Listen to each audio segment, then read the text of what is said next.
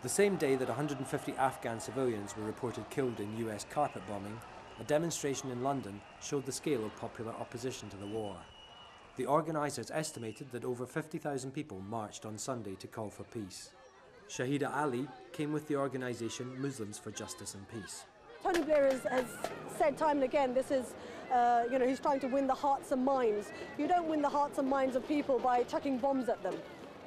The US is able to take a unilateral decision of this sort of magnitude, and the UN is unable to do anything.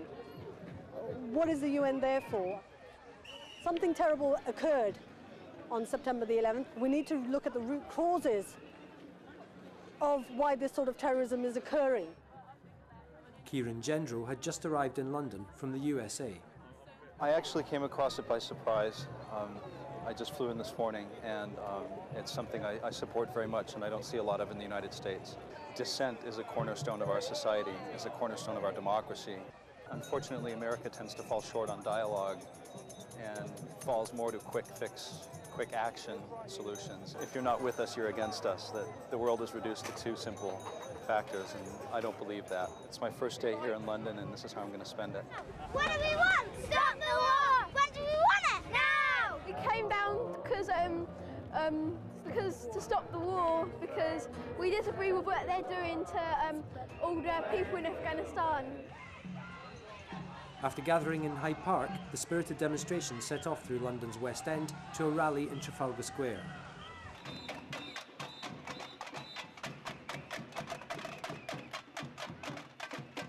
All sections of British society were represented, many voicing their opposition to the military campaign. People in this demonstration ain't only from London, they're from all over England. Everyone had a view, they want to express their view to Blair, they want to tell him to stop the war, this ain't right. Higher power countries, such as USA, cannot just send in their troops to make peace. Peace has to be done within the country, all the politicians agreeing to something. That's how peace is done. You can't just send someone in to force someone into peace. I'm angry that America and Europe are bombing innocent people in Afghanistan, including many disabled people. I think it's a discredit to us that we always behave violently. People in the world think that the British are bullies, and I don't like that. Some wars are just. Against Hitler it was just, but this is an unjust type of thing. We're powerful nations and keep on attacking defenseless countries.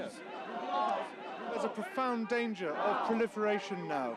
What we've already heard is Dick Cheney saying that he's got 40 or 50 nations on his list, and it really seems that there's a group in Washington who want to start a third world war. And it's desperately needed that people get out and say no.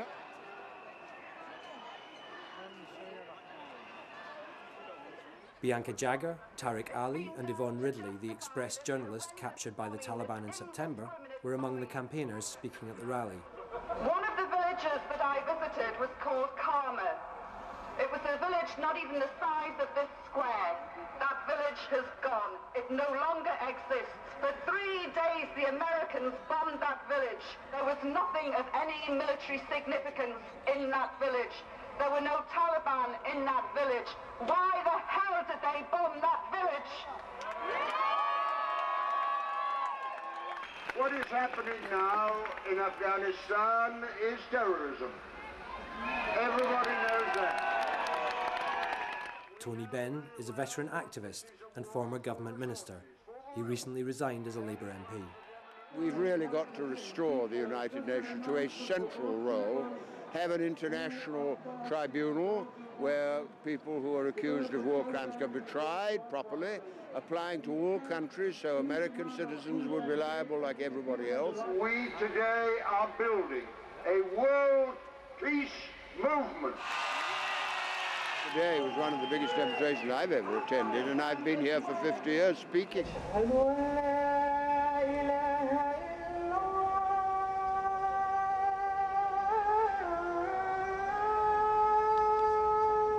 At dusk, the breaking of the Ramadan fast was marked by prayer. As long as the US-led military campaign continues, this opposition is unlikely to fade.